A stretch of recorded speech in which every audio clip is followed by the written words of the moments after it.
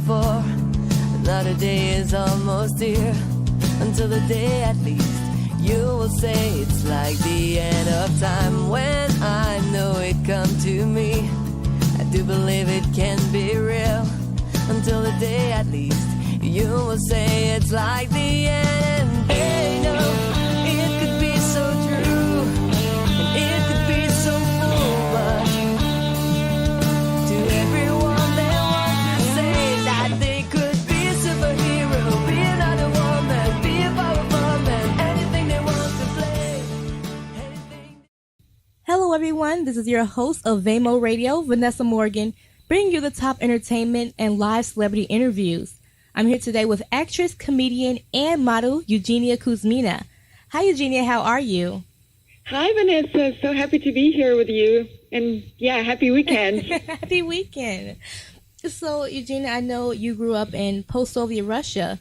You moved a lot throughout your life from Paris at the age of 15 years old, pretty young. And then you also moved to London and eventually moved to the U.S. So tell us, how was it with your upbringing? It was very different from, I think, upbringing of my kids. I have 3 kids in the United States.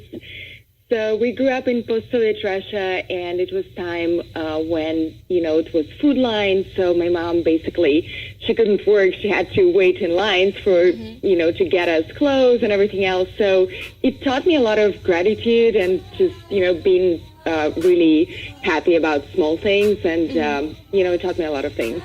So it was very different, but very interesting. And, we also didn't have a lot of, I think, of creative opportunity to express ourselves. And that's what inspired me to travel the world and, kind of find my voice and connection to people around the world.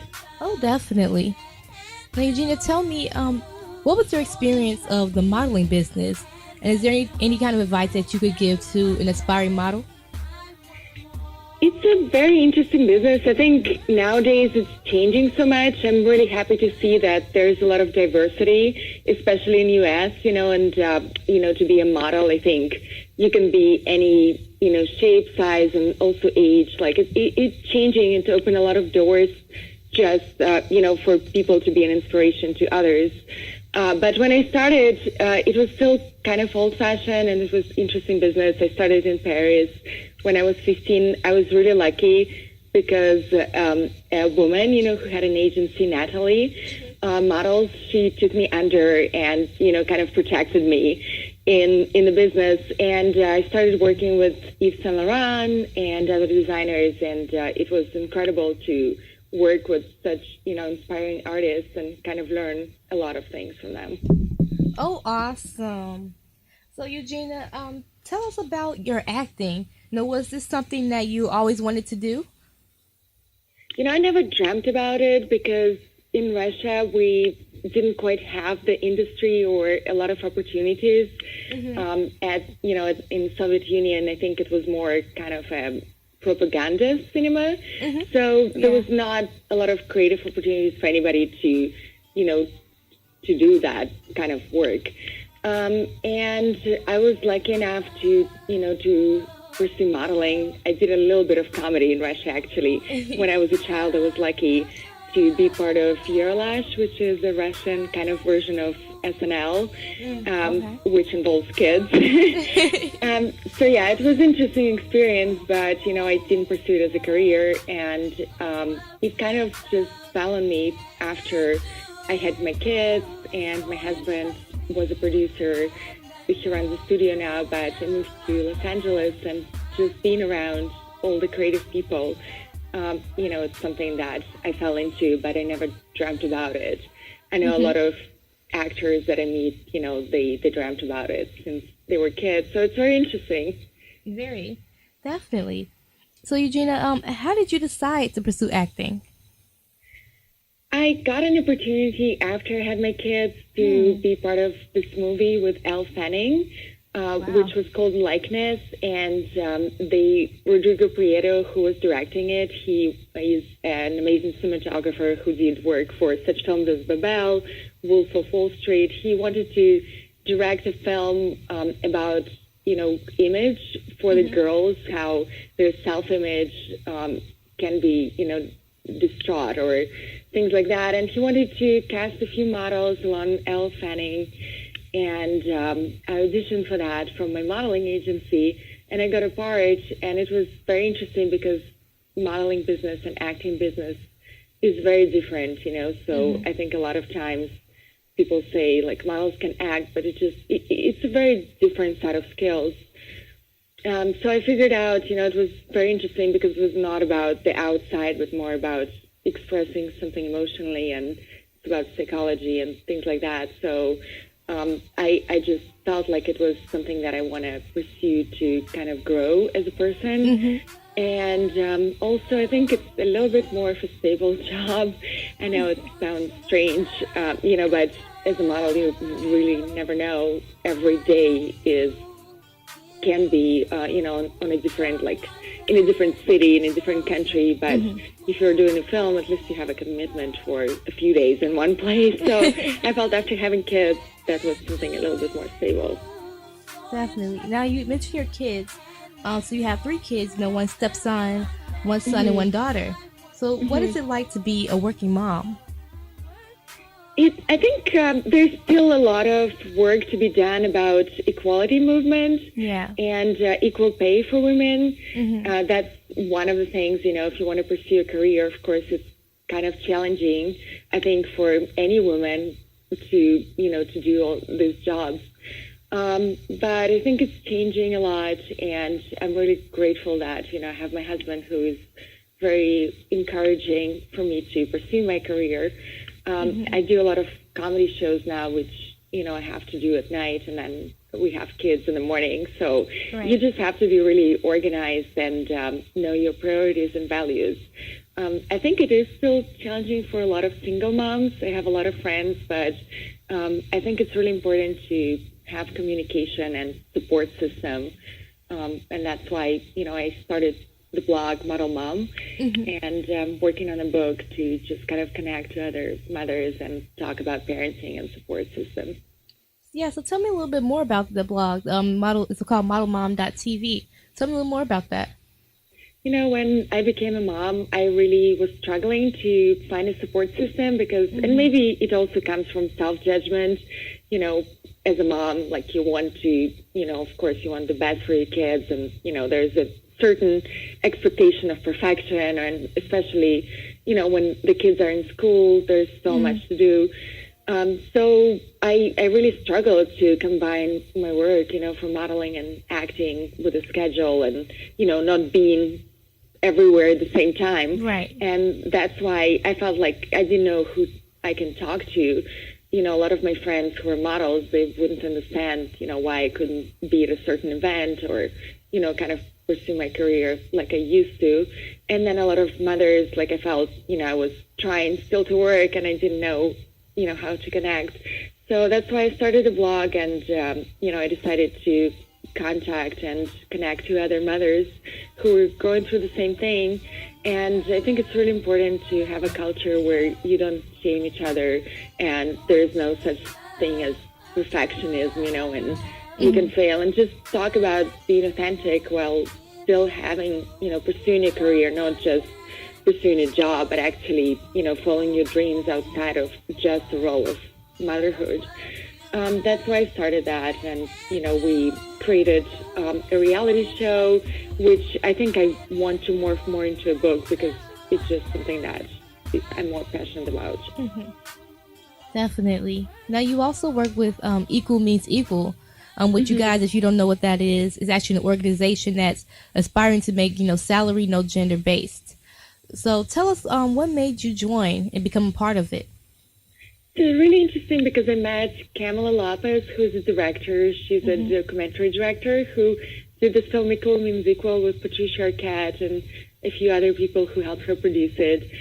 She started a movement, and they approached me to do a comedy set for the fundraiser, and I researched a lot on the topic, and I really find out, that even though there's a lot of changes that are happening in the society, and especially in U.S. right now, with all the movements like Me Too and other great, movements, I think there's still a lack of equal payment for women. Yeah. And it's it's just really important to me, coming from Russia, where there's completely different set of, laws and regulations, and there's Right. still not enough support, for women. I think it's just important to kind of give back and talk about it, coming from somewhere else and actually going through a lot of things. And, I'm a big advocate of girls and women around the world. Thank you so much for that. I really appreciate that. I love what you stand for, especially you being from a completely different country, and you're still coming, you're still traveling, and for you to travel all the way here and still have such an amazing set of mind, it's beautiful, and I appreciate your support. Thank you, Vanessa. Now, Really great to talk to you. like I mentioned earlier, you're not only an actress and model, but you've also mentioned you're a comedian. So tell us about, stand up and performing at places like the Comedy Store and even the Laugh Factory. Yeah, of course. I just had a show at the Comedy Store yesterday, and, it's fantastic to see many women comedians there, too, and just a big diversity. I think, especially now, laughter is such an important component. I feel, with everything that's happening, with so much news and, just such a, dynamic that's happening in the world, laughter is such a healing tool, and a lot of times, especially in the few last years, I feel the comedy clubs are sold out all the time. And it just brings joy to me to, connect to people and talk about life authentically and also laugh about situations. I think it's really healing. There are a lot of clubs around, the country. We're actually on tour with my comedian friends. It's called Nobody's Funny Tour. And we're going to Vegas next. We were in Arizona. We were performing in Palo Alto. So it's really fun to go around America and actually talk to people in unconventional places. But it's always fun to do shows at the Laugh Factory and, like Flappers and Comedy Store. And what made me start doing comedy is actually, after starting doing roles in Hollywood, I think Hollywood still needs to build more diverse roles, outside of the box. I felt like I was only playing Russian spies or, Russian characters, and I just felt it was not enough. And, I wanted to do something more creatively. And after doing a film with Woody Allen, which is called Fading Gigolo, I found out that, he used to do stand-up, and I was looking to do maybe a play. And that's when I decided, there is a stage that you can practice and you can actually write your own material, so you don't have to be constricted in a box that anybody puts you in. You can create all different characters and talk about things and express yourself. So I feel like I really found a place to talk to people and, connect. Oh, wow. That is amazing. That's so beautiful. I love that you have found such a beautiful connection to other people. It's something that you love doing, your craft. You went from, you have acting, modeling, and even being a comedian. And that's something that you love to do, to make people laugh and to have a good time, show them a good time.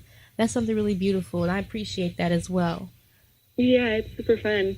I hope to see you there sometime. Definitely. So tell us about the U.S. stand-up tour with Nobody's Funny. Yeah, as I said, we're on tour currently. We're filming our series. We did a pilot, which we're going to see what we can do with that. But basically, it's about people who would have never met without having comedy in common. And every person, every character comes from different, kind of life, like completely. We're all different ages, and, we just have basically nothing in common except for laughter. And it's really interesting to, see people on the road and go to different countries, small cities, and perform. And we had a blast in 2 cities, and we, going to Vegas probably in end of February or March. So really looking forward to that. And, being on the road is always fun. Oh, awesome. So, Eugenia, with all your talents and your skills, I would like to really know what motivates you to keep going, and what's your aspirations? I think it's really important to fulfill yourself, and just your purpose in life. I think for anybody to ask a question, like why, you're doing what you're doing. I felt like I grew up with a lot of limitations in the way of our culture, in Russia, because it was post-Soviet Union, and I just didn't know, where to find the voice to express. So I think that motivated me a lot. Growing around maybe some injustices, I really care about human nature. My dad was a nuclear scientist, and he taught me a lot about, curiosity and, different humanitarian and environmental situations, because he really wanted to work with the environment and didn't have an opportunity at the time because of the political situation in the country. So I think a lot of, times parents motivate you, of course, to do what you do.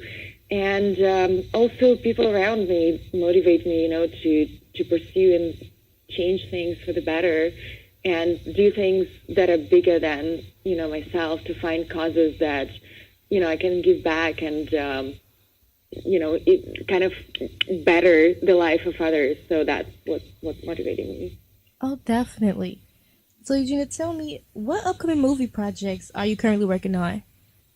I have an appearance in the movie Isn't It Romantic with Rebel Wilson. It was really fun to be on set. And then I just finished working on Tough Guys with Guy Ritchie and Matthew McConaughey, and a lot of really amazing actors who were there. So, I work on that, and we're on tour and writing a book. So these are kind of priorities, except for, watching my kids. Wow, that is amazing. I know that's actually a lot of work. You're actually still working on movies, and you're still doing your modeling, and you're also doing your stand-up, your comedian, and you're touring. So, wow, you've got a lot on your plate, but you're actually a really strong young lady. I really appreciate that. You do a lot. Thank you. Now, tell us about your charity work. I love doing charity just because, I come from the country where we grew up on Red Cross and, having nothing to wear or eat. Like sometimes we would have only chewing gum for whatever, instead of food. So, I really relate to a lot of causes. A lot of times I work with this organization, a couple of guys and girls give back. And it's a great organization because we really go to places and actually help by doing something. So a lot of times we go to Skid Row and they would educate us about, situation with homeless and whatever is happening actually and what we can do. We would serve meals.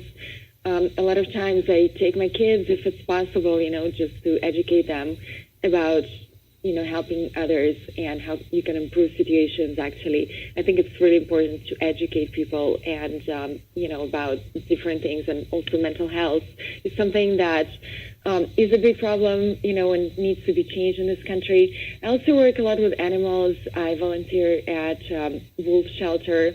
Wow. A lot of times I feel, because I have a lot of connection, like I grew in Siberia, that's why wild animals are a big part of something that I'm supporting. So a lot of times, I know because of the climate change, wolves are not allowed to, they're shot or put down 24 hours after they're found. And a lot of times they dwell into residential areas because they don't have food, or there's a lot of climate change that is happening.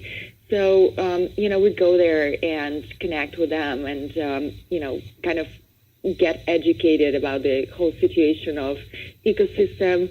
And then, we work in different shelters with dogs and cats and things like that. So, there is a lot of things to be done about cleaning the plastic from the beaches and just doing small things and educating kids and things like that.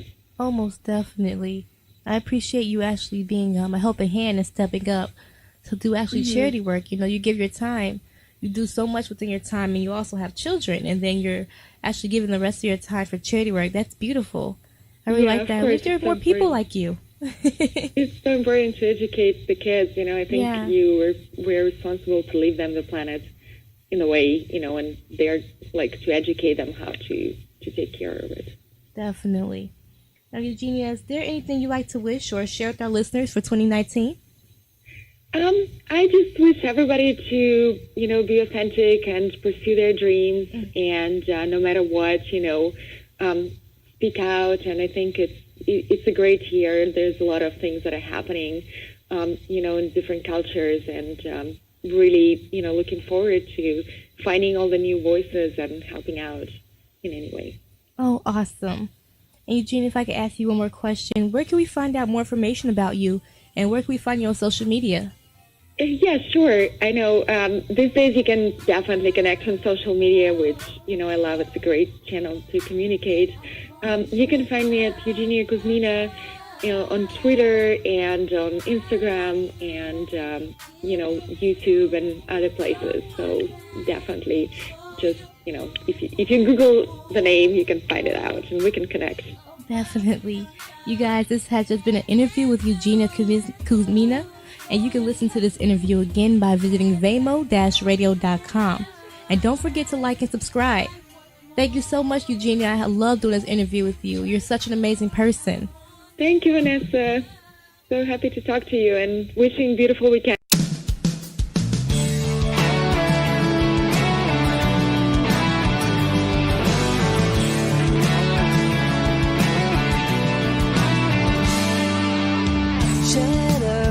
You're looking for. Another day is almost here.